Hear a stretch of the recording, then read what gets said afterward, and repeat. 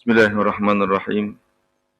Alhamdulillahi rabbil alamin wa bihi nasta'in wassalatu wassalamu ala Rasulillahil amin wa ala alihi wa sahbihi wa man tabi'ahum bi ihsanin ila yaumiddin amma ba'd. Allahumma arhamna bi tarkil ma'asi abadan ma abqaitana warhamna atakallafa ma la ya'nina warzuqna husnan nazar fi ma yurdika anna bi rahmatika ya arhamar rahimin. Allahumma iftah alaina hikmatak وانشر علينا من خزائن رحمتك يا أرحم الراحمين رب اشرح لي صدري ويسر لي أمري واحلل عقدة من لساني يفقهوا قولي أما بعد. السلام عليكم ورحمة الله وبركاته. Sedang hadirin yang dikasihi, yang dirahmati oleh Allah Subhanahu wa taala sekalian. Alhamdulillah. Syukur kita kepada Allah Subhanahu wa taala kerana malam ini sekali lagi dapat kita bertemu untuk sama-sama kita memperbaiki, meningkatkan lagi kepahaman dan keilmuan kita berkaitan dengan ibadat yang pertama akan disoal oleh Allah Subhanahu wa taala pada hari kiamat nanti, iaitu solat. Barang siapa yang berjaya hisabnya dalam solat mereka, maka berjayalah mereka di akhirat nanti. Sekiranya gagal mereka dalam ibadat solat mereka, sesungguhnya ibadat-ibadat lain langsung tidak akan diperhati, dilihat oleh Allah Subhanahu wa taala. Maka sesuailah dengan sabda Nabi sallallahu alaihi wasallam, awwalu ma tuhasabu yaumal qiyamah as-salah. Perkara yang pertama akan dihitungkan oleh Allah Subhanahu wa taala pada hari kiamat nanti adalah solat mereka. Tuan-tuan yang dikasihi, yang dirahmati oleh Allah Subhanahu wa taala sekalian, pada 7 dan 8 baru ni kita telah berhenti, iaitu berkaitan dengan kehebatan, kelebihan darjat yang Allah Subhanahu wa taala berikan kepada mereka yang bergelar muazzin. Sehingga Nabi SAW bersabda, Al-imamul dhamin wal mu'azzin mu'taman, Allahumma arsyidil a'imah warfilil mu'azzinin. Rasulullah SAW bersabda, imam adalah sebagai penjamin, manakala muazzin pula seorang pemegang amanah. Ya Allah, berilah petunjuk kepada para imam dan ampunilah dosa-dosa para muazzin. Dalam hadis 3, 4, 5 hadis yang kita baca sebelum ni, inilah tempat yang pertama, hadis yang bicarakan tentang kelebihan imam. Hak balance sebelum ni semua menceritakan tentang kelebihan muazzin. Bagaimana yang saya nyatakan sebelum ni, realiti pada hari ini, kalau kita nak bandingkan dari segi status tanggapan masyarakat antara imam dan muazzin, sudah tentulah imam ni nampak lebih gah, lebih hebat berbanding dengan muazzin. Kahwin dengan anak siapa? Kahwin dengan anak Pak Imam. Yang Pak Imamnya ayah dia, anak tak belum tentu. Kan? Tetapi kalau kahwin dengan anak siapa? Kahwin dengan anak Pak Bilal. Oh, maknanya jawapan tu sendiri dah bunyi macam rendah sedikit darjatnya. Sedangkan banyak hadis-hadis yang saya nyatakan sebelum ni. Antara hadis yang sangat hebat yang Nabi sebut, sesungguhnya kehebatan muazzin ini ramai yang tidak ketahui. Setiap suaranya melantun keluar pergi ke jemaah, dan semua binatang-binatang, tumbuh-tumbuhan yang ada mendengar suara tersebut akan memohon keampunan kepada Allah Subhanahu wa taala. Moga Allah akan ampunkan dosa muazzin tersebut. Hebatnya darjat status. Sama juga dengan hari ini. Kalau tengok Allah puji muazzin, tetapi kedudukan muazzin dalam realiti masyarakat ini tak sama dengan pujian yang diberi oleh Allah Subhanahu wa taala. Kita tengok contohnya majlis-majlis rasmi. Kalau majlis-majlis rasmi, kita tengok meja yang pertama, kedua, ketiga tu adalah meja VIP. VIP siapa duduk situ? Kalau YB kat YB lah. Lepas tu Pak Imam, Nazir-Nazir. Bila dekat mana meja ujung sekali makan buah pokok pisang? Jadi, kita nampak di situ bahawa kedudukan Bilal diletak berlawanan dengan kedudukan Bilal yang diletak oleh Allah Subhanahu wa taala berdasar pada hadis. Apa salahnya kita ubah start pada hari saat ini? Walaupun Bilal kita ada ramai, ketua Bilal 4 orang, ambillah seorang wakil letak kat meja VIP bersama-sama dengan imam. Setidak-tidak kita menyahut. Sebagaimana yang hadis sebut, status darjat kedudukan Bilal ini adalah sangat tinggi berbandingkan jawatan-jawatan lain. Sebagaimana juga dalam hadis yang nyatakan sebelum ni, apabila Rasulullah naik ke langit, jumpa dengan satu kumpulan malam Isra' dan Mi'raj, melihat sekumpulan lelaki yang lehernya agak tingginya, agak besar, lebar lehernya. Dan mereka semua tak ahli syurga. Bertanya Rasulullah, ya Rasulullah, siapakah mereka itu? Mereka itulah golongan-golongan yang melaungkan azan mengajak manusia datang ke rumah Allah. Nabi tak cerita pun. Dalam kurung jumpa dengan kumpulan ni, itulah imam-imam, tak ada. Tak jumpa. Yang jumpa adalah golongan-golongan muazzin. Nah, kita bermula pada masjid ini dan masjid-masjid yang lain. Bermula pada saat ini supaya kita letak muazzin ini sesuai dengan hadis Rasulullah sallallahu alaihi wasallam. Nah, kita pergi lagi. Sami'tu Rasulullah sallallahu alaihi wasallam yaqul, ya'jabu rabbuka azza wa jalla min ra'i ghanamin fi shadhiyati al-jabali yu'adhdhinu lis-salati wa yusalli fayaqul Allahu azza wa jalla unzuru ila 'abdi hadha yu'adhdhin wa yuqimu as-salah yakhafu minni qad ghafartu li 'abdi wa adkhaltuhu al-jannah. Aku pernah mendengar Rasulullah sallallahu alaihi wasallam dalam sebuah hadis yang telah diriwayat Imam Ahmad, Abu Daud, Nasa'i, dan status hadis ini agak kuat, yang mana 3 perawi telah menyatakan tentang status hadis ini. Aku pernah mendengar Rasulullah sallallahu alaihi wasallam bersabda, Tuhanmu azza wa jalla sangat kagum terhadap seorang pengembala kambing yang berada di lereng sebuah bukit. Dia mengumandangkan azan lalu mengerjakan solat. Kemudian Allah Subhanahu wa taala berfirman, lihatlah hamba-Ku ini, dia mengumandangkan azan dan beriqamat setiap kali hendak mengerjakan solat kerana takut padaku. Oleh yang demikian, aku ampunkan dosa hamba-Ku ini dan aku masukkan dia ke dalam syurga. Jadi kalau nak azan ni, kita tengok muazzin ni bukannya ramai seorang je, takkanlah maghrib sampai 4 orang nak azan. Jadi bagaimana caranya kita nak dapatkan darjat itu? Mungkin kita tidak mampu nak azan tiap-tiap hari sebab kita datang solat ke masjid. Mungkin ada satu saat, satu ketika tak sempat datang ke masjid, kita solat di rumah atau tempat-tempat yang lain. Apa salahnya kita azan dengan suara yang perlahan, kita iqamat juga, dan kita solat bersama-sama dengan isteri, anak-anak, keluarga dan sebagainya, maka kita juga termasuk golongan sebagaimana yang dinyatakan oleh Rasulullah sallallahu alaihi wasallam, dan mereka ini akan diampunkan oleh Allah Subhanahu wa taala dan mereka akan dimasukkan dalam syurga Allah Subhanahu wa taala. Mana lagi? Sebab kita tanya soalan, fabi ayyi ala'i rabbikuma tukadziban? Nikmat mana lagi kita nak dustakan? Nikmat Allah mana yang kita nak dustakan lagi? Sebabnya Allah dah bagi jaminan begitu banyak kepada kita. Tidak ada sebab untuk kita ke neraka. Tapi kita tetap pilih jalan untuk ke neraka. Tengok kepada amalan-amalan kita pada saat ini. Nah, jadi Nabi ajar kita benda halu-halu. Banyak amalan-amalan hak kecil-kecil Nabi sebut kepada kita bagaimana cara nak masuk syurga. Banyak. Kalau bulan puasa, man shoma Ramadan imanan wa ihtisaban ghufira lahu ma taqaddama min dhanbi. Siapa puasa yang penuh keikhlasan pada Allah Subhanahu wa taala, Allah akan ampunkan dosa, dan juga banyak ibadat-ibadat yang lain. Nah, barang siapa yang sembahyang 12 rakaat sehari semalam tak termasuk salat fardu, maka banallahu lahum baitan fil jannah. Allah akan binakan syurga dalam syurga, mahligai dalam syurga. Allah sebut juga, kita tak pupuk juga. Tanya, tengok berapa orang bilangan jemaah kita, termasuk diri kita sendiri. Setiap kali selepas sembahyang fardu, siapa hak sembahyang sunat? Jadi kita tengok ramai hak keluar. Kita jangan berusaha ramai hak keluar tu mungkin sembahyang sunat kat rumah. Alhamdulillah. Jangan tengok orang, tengok kita. Kita sembahyang 5 waktu, berapa rakaat sembahyang sunat nyak rawatib hak kita buat? Adakah mencapai 12 rakaat sebagai disebut oleh hadis sahih tadi?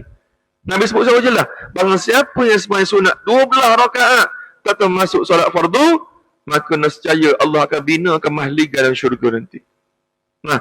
Jadi kita tengok apabila kita mati esok-esok, Tuhan nanti masuk dalam mizan, tengok telopong, tengok Tuhan baca nama seorang. Tunggu nama kita tak masuk. Macam cabut dengan cabutan bertuah. Tunggu nama. Kita nombor 1. Dapat juga hadiah kau nombor 100. Baik aku bagi lambat nombor 100 tadi.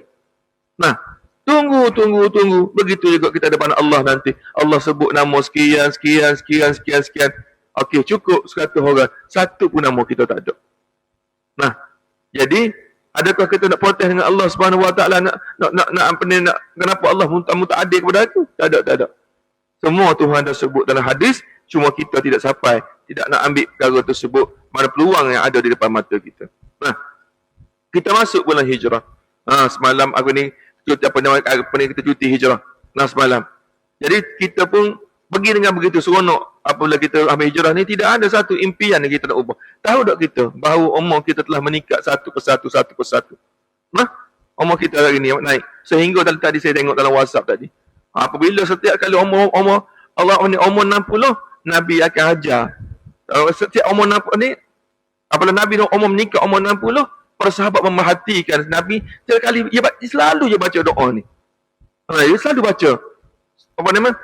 Subhanakallahumma rabbana subhanakallahumma rabbana walakal Allah maghfirli. Dia baca doa tu setiap kali apa nama ni Nabi naik umur 60, sahabat perhati Nabi panjang dekat rukuk dia baca subhanakallahumma rabbana walakal hamd Allahumma maghfirli. Nabi baca panjang dekat rukuk, begitu juga dengan sujud. Para sahabat perhati. Nabi tak pernah baca doa ni. Nabi tak pernah baca doa ni. Kenapa? Apabila saat Nabi umur naik 60 ke atas, Nabi tak berulang sehingga menangis-nangis baca doa ni. Maka sahabat bertanya kepada Rasulullah, ya Rasulullah, apa faedah membaca doa ni yang tak pernah kamu ajar kepada kami sebelum ni? Subhanakallah, Allahumma rabbana, subhanakallahumma, Allahumma rabbana walakal hamd, Allah maghfirli. Berdoa, subhanakallahumma rabbana walakal hamd, Allah maghfirli. Maka Nabi kata, umur naik 60 ni tak lama dah. Allah nak ambil nyawa kita. Nah, Nabi pun amal. Begitulah para sahabat mengamalkan doa ini. Nabi tahu dah umur naik 60 tu, maknanya tak lama dah. Umur 63, Nabi wafat. Jadi nak beritahu, kita bukan tunggu umur 60 baru nak baca doa tu. Bukan 60 baru nak buat ibadat. Tidak. Maknanya kita dah ada perancangan kita. Sekarang umur berapa kita? Kalau kita kira purata dalam masjid ni, boleh katakan kesemuanya hampir mana 50 ke atas atau 55 tahun ke atas. Nah, jadi gapo hak kita buat? Kita nak fikir mula besar. Nah, fikir tak jumpa seorang, dua orang jumpa saya, minta maaf banyak ustaz. Saya tak boleh ikut kelas ustaz. Kenapa? Nak pergi nak belajar Quran. Oh, tak apa. Yang tak sukanya tak boleh ikut kelas saya, pergi tesku. Ngaji Quran silakan. Nah, tak ada masalah. Ada jumpa pula kata, umur 60 ustaz malu kat orang nak belajar. Tak ada. Hak kita malu ni, kita mati tak sempat nak belajar. Hak tu kita mati. Nah, begitulah banyak fadilat hak Nabi sebut daripada benda sekecil-kecil sehingga benda yang sebesar-besar ni. Begitu juga kita tengok bila ke sebenarnya azan disyariatkan. Sebenarnya azan disyariatkan ni bukan di Mekah. Nah, riwayat mengatakan tahun pertama Nabi hijrah ke Madinah sehinggalah Nabi bersyarat dengan para sahabat. Bagaimana cara kita nak maklumkan kepada penduduk Madinah ketika itu bahawa masuknya waktu solat. Banyaklah pandangan-pandangan tertentu. Ada yang kata suruh bagi locengnya, ada kata suruh naikkan api dan sebagainya. Saya tinggal hadis yang pendek. Saya nak baca hadis yang panjang. Iaitu muka surat 257. Nah, lamma amara Rasulullah sallallahu alaihi wasallam bin naqus liyudraba bihi an-nasa fil jam'i lis-salati wa fi riwayatin wa huwa karihu li muwafaqati lin-nasara tafa bihi wa ana na'imun wa rajulun yahmilu naqusan fi yadihi فقلت له يا عبد الله أتبيع الناقوس قال ماذا تصنع به قال فقلت ندعو به إلى الصلاة فقال فلا أدلك على ما هو خير من ذلك قال فقلت له بلى قال تقول الله أكبر sehingga ke akhir. Dan terus paragraf yang berikutnya bawah tu falamma asbahtu ataitu Rasulullah sallallahu alaihi wasallam fa akhbartuhu bima ra'aitu faqala innaha la ru'ya haqq insyaallah fakum ma'a bilal fa alqi an ma ra'aitu falyu'azzin bihi fa innahu anda sautan minka qala fa qumtu ma'a bilal faja'altu ulqihi 'ala wa yu'azzinu bihi qala fa sami'a dhalika Umar bin Khattab wa huwa fi baitihi fa kharaja yajurru rida'ahu yaqulu wallazi ba'asaka bil haqqi laqad ra'aitu mithla allazi ara uriya qala fa qala an-nabi sallallahu alaihi wasallam falillahil hamd. Dalam hadis yang telah diwayatkan oleh Abdullah bin Zaid ketika awal persyaratan azan, Nabi ni bincang dengan para sahabat. Nah, dia bincang kepada sahabat sebelum buat keputusan kalaulah perkara tidak diturunkan wahyu. Nah, kalau perkara yang diturunkan wahyu, Nabi tak bincang terus bagi tahu je. Ada hak Nabi bincang dengan para sahabat, ada yang Nabi terus cakap tanpa bincang dengan para sahabat pun. Nah, contohnya kalau tengok dalam peperangan Badar misalnya. Biasa kita dengar peperangan Badar, apabila Nabi peperangan pertama yang berlaku dalam Islam, yang mana sebenarnya peperangan pertama ada lagi peperangan Wildan sebagainya, tapi tak tercetus peperangan tersebut, tetapi hak Badar, hak kira peperangan pertama betul-betul berlaku. Jadi apa berlaku tu, Nabi mesyuarat dengan para sahabat. Nah, apa mesyuarat dengan para sahabat? Ada bukan pada awal Nabi tak bincang langsung para sahabat, Nabi tu arahkan tenteranya berada di tempat-tempat tertentu. Maka datang seorang sahabat bertanya kepada Rasulullah, ya Rasulullah, sedangkan sahabat ini seorang pakar strategi dalam peperangan. Ya, dia tanya kepada Rasulullah, ya Rasulullah, adakah peperangan ini ada tempat yang kamu susun ni wahyu daripada Allah ataupun ini adalah cadangan daripada kamu semata-mata? Maka Nabi kata, ini cadangan aku semata-mata. Maka sahabat kata, sebenarnya kata, tak berapa tepat kedudukan ini. Sepatutnya kedudukan sebegitu-sebegitu dan sebagainya. Dan Nabi ikut, batalkan balik yang pertama, Nabi ikut sahabat tadi. Nabi betapa, dia ikut tanya pandangan para sahabat. Itu Nabi, tuan-tuan. Okay. Berbeza dengan perang Uhud. Nabi tak bincang langsung. Nabi tu arah ke mana, duduk sini, duduk sini. Maka, sebab apa? Sebab perang Uhud bukan wahyu daripada Allah Subhanahu Wa Taala. Walaupun kalah, bukan kalah disebabkan wahyu tersebut. Sebab kalah sebab para sahabat ingkar dengan arahan Rasulullah. Jadi Nabi bincang tentang apa perkara yang kecil sehinggalah perkara yang sebesar-besarnya. Termasuk dalam bab azan tadi. Jadi apabila tak kala Rasulullah SAW menyuruh supaya menyediakan loceng untuk dipukul bagi menghimpun kaum muslimin untuk mengerjakan solat. Dalam riwayat sebenarnya beliau tidak menyukainya kerana pukul loceng itu merupakan amalan orang Nasrani. Dan para sahabat ada hadis lain mengatakan kalau naik api, api pula api tak bagus sebab apa api ini adalah amalan orang apa nama Majusi. Ada pula kan suruh tiup terumpet, Nabi kata terumpet tak bagus juga sebab terumpet ini amalan orang Yahudi. Akhirnya para sahabat balik ke rumah masing-masing termasuk Nabi tanpa membuat apa-apa keputusan pada malam tersebut. Tiba-tiba dia kata, aku sedang tidur, dikelilingi, mana Abdullah bin Zaid lagi cerita. Ketika aku tidur, dia bermimpi. Dia kata, aku sedang tidur dikelilingi oleh seorang lelaki membawa sebuah loceng di tangannya. Aku bertanya kepadanya, wahai hamba Allah, adakah kamu bersedia menjualkan loceng itu sebab malam tersebut dia bincang tu. Bagaimana nak panggil azan tak disebut, bagaimana cadangan. Kalau sahabat pun mimpi jumpa dengan seorang lelaki yang sedang jual loceng.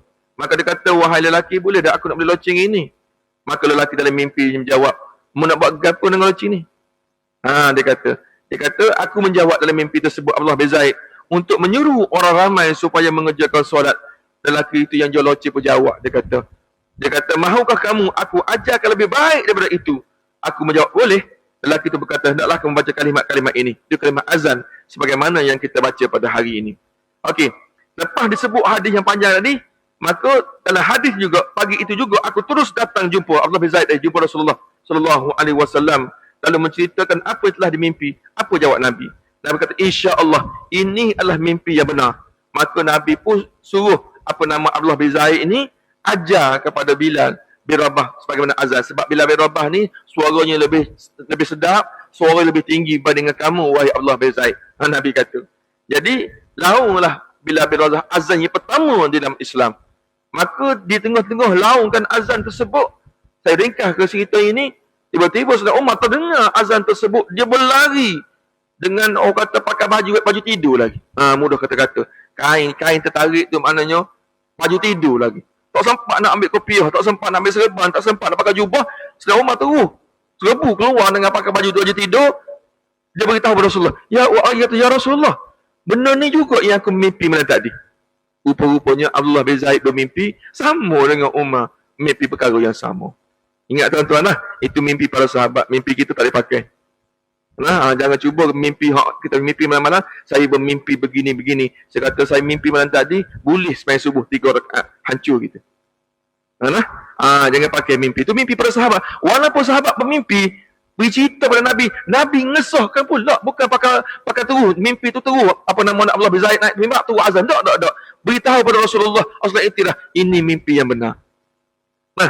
Jadi maknanya nak beritahu kepada kita bahawa pada asal persyaratan azan ini asalnya adalah maknanya tidak ada azan dalam Islam pada awal. Kemudian baru diturun secara peringkat, kadang-kadang diturun direct daripada Jibril alaihissalam. Kadang-kadang disampaikan direct kepada Allah, turun dari Jibril ataupun dari mimpi Rasulullah. Kadang-kadang juga mimpi para sahabat juga apabila disampaikan kepada Rasulullah, apabila Rasulullah maka ia juga dianggap sebagai wahyu. Bukan maknanya sahabat tu terima wahyu, tidak. Sahabat report kepada Rasulullah, Rasulullah kata ini mimpi yang benar, maka Nabi kata iya. Allah tak tegur tu, makna itu muka wahyu juga daripada Allah Subhanahu Wa Taala. Cuma melalui perantaraan bentuk yang pelbagai. Okey, kita tengok balik. Bagaimana cara azan? Ini yang kita nak sebut pada malam ini. Sebab saya pada awal-awal muda-muda dulu, apabila kita dengar orang azan, contoh orang Arab azan di Jordan. Orang Arab untuk mengaji fiqh betul, azan pelik pada orang. Lepas kita belajar, baru kita tahu bahawa azan sebenarnya ada 3 bentuk. 3 bentuk azan sebenarnya. Dan semua 3 bentuk ini diamalkan sehinggalah ke saat ini. Cuma azan yang masyhurnya adalah azan yang sebagaimana yang kita lafaz pada hari ini, iaitu Allahu Akbar sebanyak 4 kali. Lepas tu asyhadu an la ilaha illallah 2 kali, asyhadu anna Muhammad Rasulullah 2 kali, hayya salah 2 kali, hayya falah 2 kali, Allah Akbar 2 kali, la ilaha illallah. Hak tu yang biasa kita buat pada hari ini. Nah, sebenarnya ada lagi kaedah azan yang lain. Kaedah yang lain yang diamalkan juga, contohnya di negara-negara di Afrika. Setengah-setengah negara Afrika di azan nombor 2 ni. Di azan nombor 2 ni. Mana tuan-tuan? Di azan Allahu Akbar 4 kali macam biasa. Asyhadu an la ilaha illallah wa asyhadu anna Muhammadar Rasulullah. Sama tu. Lepas tu undang balik.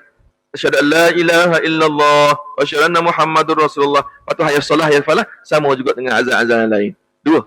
Dan yang ketiga, ini nombor 2 kedudukan sepatutnya.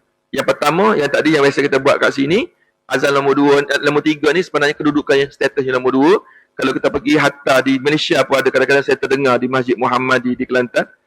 Ni Mekah hak paling banyak sekali dia guna azan hak ni. Azan nombor 3. Iaitu biasanya kalau azan yang pertama dengan azan yang kedua, lafaz Allahu Akbar sebanyak 4 kali. Betul tak? Cuma beza azan yang kedua dengan azan yang pertama, asyhadu an la ilaha, dia sama tu wa anna Muhammadar Rasulullah. Lepas tu hayya salah sama. Tapi azan yang nombor 3 ni hak juga ramai guna di negara contoh di Mekah sekalipun, iaitu Allahu Akbar sebanyak 2 kali sahaja, bukan 4 kali. Tu perhati betul-betul. Bukan selalu di Mekah, tapi perhati betul-betul. Terutama sekali azan subuh. Allah dia tarik. Allahu Akbar. Allahu Akbar. Kita tengok asyhadu an la. 2 kali je. Sebenarnya itu juga hadis yang telah diriwayatkan oleh Imam Muslim. Jadi kalau dengar begitu, kalau di negara Arab tu biasa, tapi kalau dengar tempat kita begitu, mungkin bila terlupa. Jarang dia buat begitu. Tapi betul tak betul Ustaz? Betul. Itu antara bentuk-bentuk yang mana azan-azan yang telah diajar oleh Rasulullah sallallahu alaihi wasallam. Apa tujuan saya beritahu semua ni tuan-tuan? Mudah supaya kita tidak pernah menghukumkan orang tu salah kalau sendiri kita tak pasti bagaimana kedudukannya sebenar. Kadang-kadang juga orang kita dia suka tonjolkan benda-benda yang remeh-remeh, menyebabkan orang bergaduh sama sendiri. Sebab tu dah metodologi saya bagi kuliah banyak kali fiqh ini saya akan buka. Bukan suruh cross pergi mazhab lain, tidak. Saya akan beritahu ini hak Syafi'i buat. Cuma ada pandangan-pandangan lain supaya kita open minded. Takdirkan kita pergi ke negara Timur Tengah, pergi ke Eropah dan sebagainya, tak serupa hak kita buat, maka kita ingat bahawa ada ustaz beritahu benda ni boleh. Ni tidak. Tengok tak serupa dengan kita, hak lain sesat belaka. Macam kita tu Nabi. Hak lain betul-betul salah belaka. Jadi benda perkara tersebut perlu kita lihat balik. Sama juga dengan benda remeh-temeh. Kadang-kadang ada yang beritahu, kadang kata tanya soalan-soalan yang berkaitan dengan wirid sebagainya. Contohnya pada malam hari ni, malam baca doa awal tahun, akhir tahun. Banyaklah. Setiap tahun, hak masalah hak tanya tu orang sama. Ustaz nak baca, tanya soalan pertama, Ustaz, doa awal tahun, akhir tahun ni adalah hadis tak? Saya jawab terus, tak ada. Cuma, kalau kita nak baca lah. Nak baca, tak ada masalah. Boleh buat. Sama juga kadang-kadang orang silap faham dengan puasa puasa contohnya hari Arafah. Puasa pada awal lagi pada 10 bagus, tapi hak betul-betul hak Nabi tekan adalah puasa pada hari orang wukuf tu. Hak tu hak paling kuat sekali. Jadi kadang orang kita nampak hak lain sikit, mula tengok orang lain macam. Sama juga wirid lepas sembahyang. Kalau tanya saya, Ustaz mana lebih afdal Ustaz? Kita akad takbir sembahyang sunat ke lepas sembahyang tu, atau kita wirid bersama-sama dengan imam? Mana lebih afdal? Jawapan saya pribadinya, dua-dua tu baik. Saya nak cari yang terbaik. Tak ada, sebab dua-dua tu terbaik. Hak tu hadis sebut, hak ni Nabi sebut. Tu jawapan saya begitu. Cuma dia kata, kadang tak puas hati tengok imam baca wirid, dia tak baca dan sebagainya. Cuma Nabi sebut dalam hadis, banyak dalam hadis, selepas selesai kamu solat, maka bacalah wirid-wirid tertentu. Contohnya bagi imam baca tu betul. Imam baca tadi berturutan tadi. Walaupun Nabi tak ajar berturutan, contoh astaghfirullahaladzim, Nabi sebut dalam hadis. Lepas kamu semayang, banyakkan istighfar. Nabi sebut. Lepas tu pojok la ilaha illallah, Nabi sebut. Allahumma ajinna minat, sebut 7 kali. Nabi sebut. Allahumma antas, Nabi sebut. Baca ayat kursi, Nabi sebut. Baca pula subhanallah walhamdulillah akbar 3 4, Nabi sebut. Sembahyang sunat lepas tu. Nabi sebut. Jadi mana hak tak betulnya? Hak tak betul? Kat mana tu kan? Hak tak betulnya tak buat. Hak tu tak betul. Jadi tak kisahlah kalau tak kedaikan tu tengok ada orang nak sembahyang sunat lepas tu, biar ke dia. Kalau orang nak wirid, biar ke dia. Sebab Nabi kata selepas yang ba'da idbaris solat, baca doa. Lepas kamu selesai solat, baca wirid-wirid doa-doa ini. Nabi tak kata lepas solat on the spot kamu baca. Tak kata. Sebabnya ada juga sembahyang ba'diyah. Nabi tak kata lepas habis sembahyang tu kena buat ba'diyah. Nabi tak kata. Jadi dua-dua tu betul. Buat dua-dua. Cuma bagi saya, pandangan saya lah, bagi pandangan saya pribadi saya, bukan makna saya pilih afdal, cuma kalau kita ikut sistematik. Kita nak buat dua-dua, wirid dah dulu sekejap. Kalau tak nak ikut sebab wirid, tak mesti berjemaah. Kita boleh buat seorang-seorang, atau imam macam lambat, cepat sikit. Lepas habis wirid, semua sekali, at least, hak tasbih 33, 34 tu, terulah kat takbir sembahyang sunat. Jangan duk bergaduh benda-benda yang kecil-kecil gitu. Nak buat, tak nak buat, jangan duk kacau orang. Okey, kita pergi lagi. At-taswib. At-taswib ni sebagaimana kita sebut semasa untuk yang muazzin sebut as-salatu khairu minan naum. Anna Rasulullah sallallahu alaihi wasallam allimni sunnatul azan fa'allamahu wa qala fa inna kana salatu subhi qultu salatu khairu minan naumi salatu khairu minan naumi Allahu akbar la ilaha illallah. Dia kata dalam hadis yang telah diriwayatkan oleh Abu Manzurah. Hadis ni telah diriwayatkan Imam Ahmad, Abu Daud. Wahai Rasulullah, ajarkanlah kepadaku tentang mengenai azan, cara azan yang betul, tak cara azan ni. Rasulullah sallallahu alaihi wasallam mengajarkan azan kepadaku dengan bersabda, jika solat subuh, maka hendaklah kamu menambah as-salatu khairu minan naum. Kemudian teruskan Allahu akbar, la ilaha illallah. Jadi kita tengok kenapa Nabi tu ajar azan daripada awal. Nabi sebut as-salatu khairu minan naum je. Kadang-kadang Nabi ni politik dia, Masya Allah, hebat tuan-tuan. Cara dia tegur manusia ni cukup halus.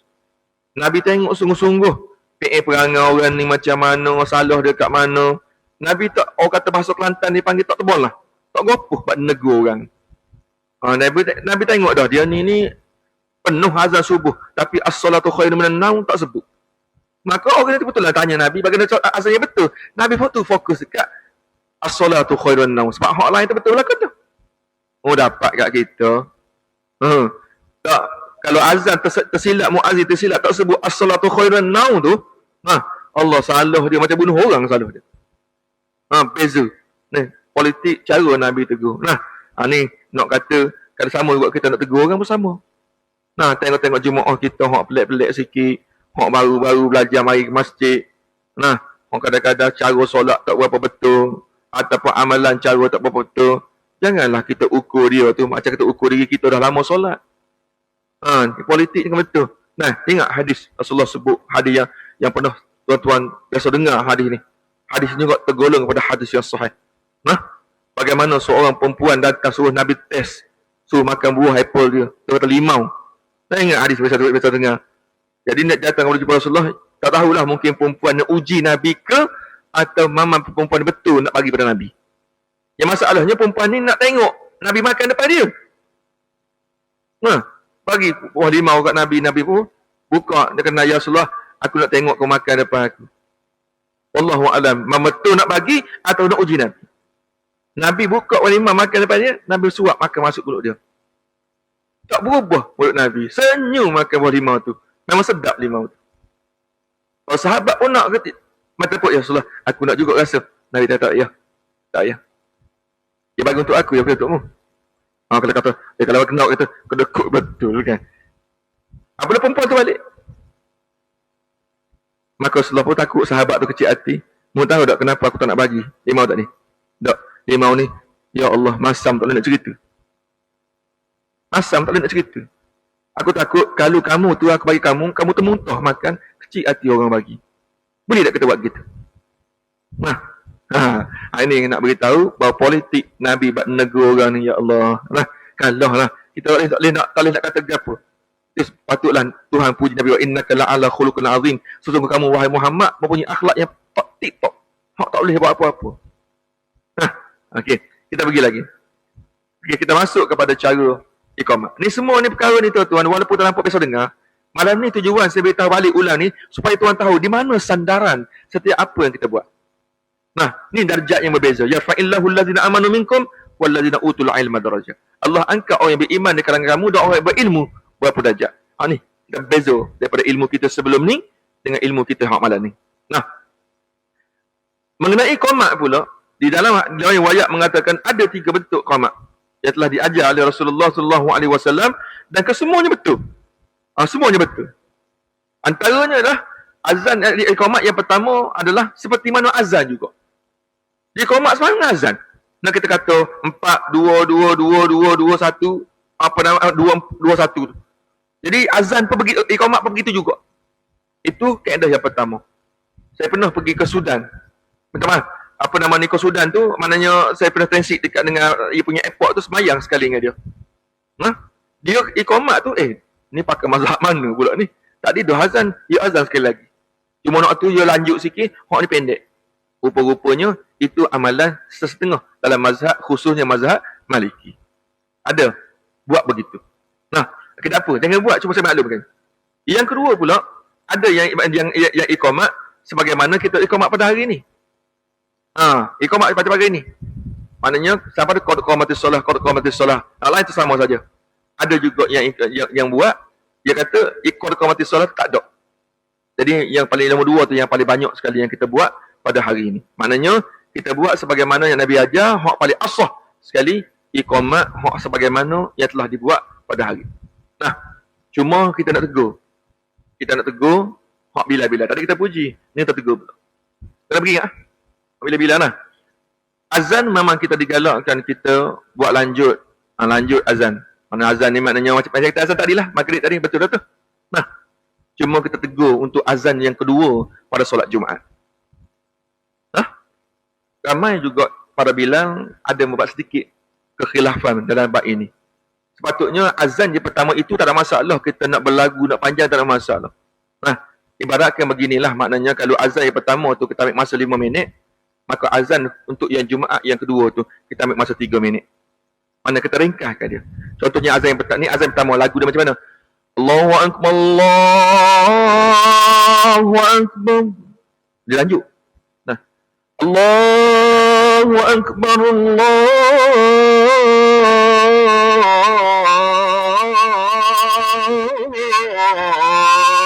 akbar. Dia lanjut. Nah, tapi kalau azan yang untuk yang untuk azan pertama ni, azan yang kedua untuk Jumaat ni ringkas. Allahu akbar, Allahu akbar. Allahu akbar, Allahu akbar.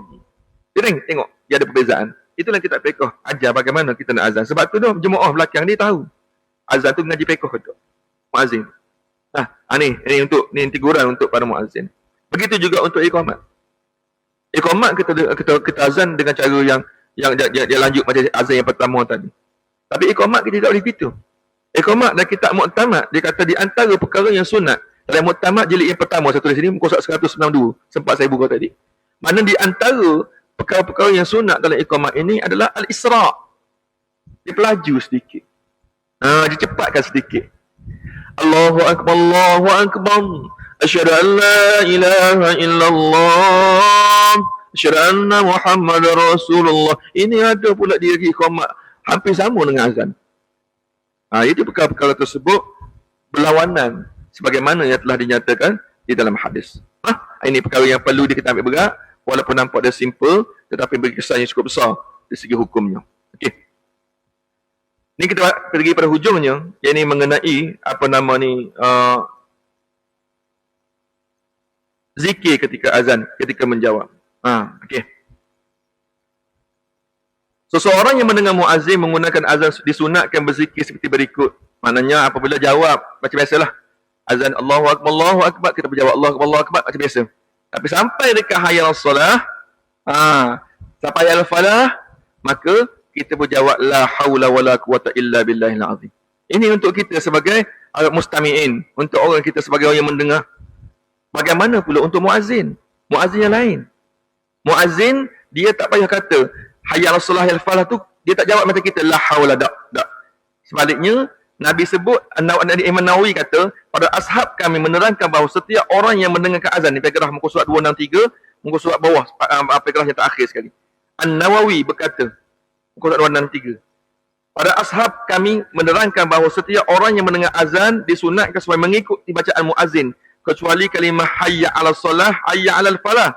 Jawapan sedemikian menunjukkan kepada keredaan maksud kalimah yang dibaca oleh muazzin.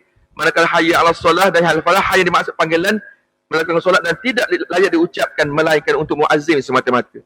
Maknanya nak beritahu sini, untuk muazzin, kalau kita sebagai mustami'in, kita hanya menjawab la haula wala. Tapi untuk muazzin tak. Dia tu baca hayya solah, hayya falah sebagaimana dia nak lafaz. Sebab tu muazzin ni dia berbeza dengan kita. Kita jawab selepas diazankan, tapi muazzin akan baca perlahan sebelum dia melakukan azan. Contohnya dekat dengan asyhadu anna Muhammadar Rasulullah. Contohlah, dia nak sebut hayya solah.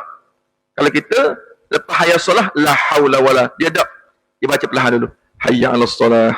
Nah, dia tak kata la haula wala quwata illa billah azim, tak. Itu special untuk Bilal. Sebab saya kata tu, Bilal ni darjat dia tinggi. Sudah tentulah dia punya cara dia juga berbeza dengan orang awam biasa. Sebab tu kita biasa dengar, setiap kali muazzin ni lakukan azan, terdengar dia berbisik-bisik baca. Itu antara perkara yang disunatkan untuk geng-geng muazzin, bukan untuk kita. Okey.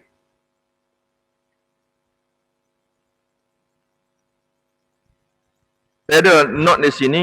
Ada sebelum ni ada orang bertanya, saya tak ingat dekat mana, dia tunjuk di sini, Ustaz, apakah hukumnya berkata-kata ketika azan?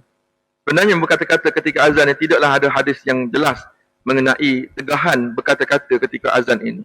Cuma kita boleh ambil pada nas ini, dia mengatakan bahawa setiap orang yang mendengar laungan azan itu disunatkan dia menjawab perkara ini. Bermakna, sekiranya kita bercakap ketika azan sedang dilaungkan dan tidak ada keperluan untuk bercakap ketika itu, kita telah mukhalafah dengan hadis ini, telah berlawanan dengan hadis ini. Bermakna, kita telah melakukan perkara yang makruh. Itu bagi pandangan saya begitu. Nah, lebih baik apabila dilakukan azan, kita mula pada saat ini, melainkan perkara yang sangat besar yang perlu kita bercakap, kita bercakap. Tapi kalau benda yang boleh ditangguhkan terlebih dahulu, tunggu azan selesai, lebih baik kita buat sedemikian. Sebab jawabkan azan ini menandakan kita ni menyahut suruhan Allah Subhanahu Wa Taala membesarkan untuk mendirikan solat, itu lebih afdal daripada kita bercakap-cakap ketika sedang melakukan azan. Itu cara yang tidak baik. Itu beza antara orang yang ada ilmu dengan orang tidak ada ilmu. Okey. B, muka surat 264. Saya tak baca yang atas tu. Muka surat 264. Membaca selawat ke atas Nabi SAW sesudah azan dengan membaca salah satu doa yang telah diakui kesahihannya. Sebenarnya ramai orang tak tahu tentang kehebatan doa ini. Sebab saya kata Nabi bagi banyak sangat key kepada kita bagaimana kita nak masuk syurga. Tapi kita tak pilih, kita tak ambil. Kita dok kejar benda yang besar. Bukan kata qiyamul lail ni tak penting, qiyamul lail sangat Nabi tekankan, tetapi ada benda yang halus-halus ni yang sepatut kita kutip juga sebelum sampai pada qiyamul lail. Nah, contohnya kata-kata kita ni nak pergi, orang kata beritahu kepada kita, mau nak duit 1 juta, mau pergi ke masjid. Duit di masjid tu memang ada 1 juta, mau ambil lah. Tapi tengah-tengah jalan ni kita jumpa duit-duit yang lain. Adakah kita nak biar begitu saja? Belum tentu orang yang suruh datang masjid tu, kita seorang mungkin orang lain dah sampai dulu. Tapi duit kat jalan-jalan dah banyak dah. Apa salah kutip dulu? Contoh, saya kata contoh. Begitu juga kita nak sampai darjat yang lebih tinggi, kutip mutiara-mutiara kehebatan, tawaran-tawaran Allah yang ada di dalam perjalanan ini sebelum kita ambil perkara yang lebih besar.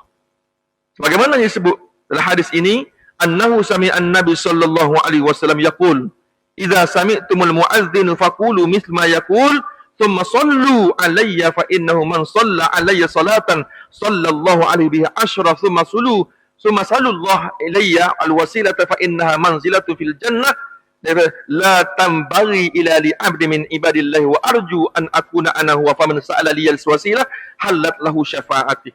Jadi kalau kita banyak tengok, kita banyakkan pada hari Maulid Rasul, kita tengok banyak setengah-setengah penceramah dia akan sebut, bukan semua, kebanyakan dia sebut bahawa Nabi ini boleh bagi syafaat kepada manusia. Tapi Nabi boleh bagi syafaat pada manusia pun dengan izin Allah. Kalau Tuhan tak izin, tak boleh. Kalau kata ni Nabi nak bagi syafaat pada kawan ni, minta izin dengan Allah. Allah kata okey, maka Nabi boleh bagi syafaat. Bukannya bagi syafaat begitu. Kena faham sungguh teks tersebut. Nah, maknanya Nabi layak Nabi tak bagi syafaat tapi dengan izin Allah. Selain daripada itu, apa lagi yang boleh bagi syafaat? Al-Quran yang boleh bagi syafaat kepada kita. Apa lagi boleh bagi syafaat kita? Solat boleh bagi syafaat kepada kita. Nah, banyak yang perkara yang orang yang jadi ahli Al-Quran maka akan datang akan bagi syafaat kepada kita. Kita ingat doa yang belakang sekali. Doa yang Allahumma arhamna bil Quran.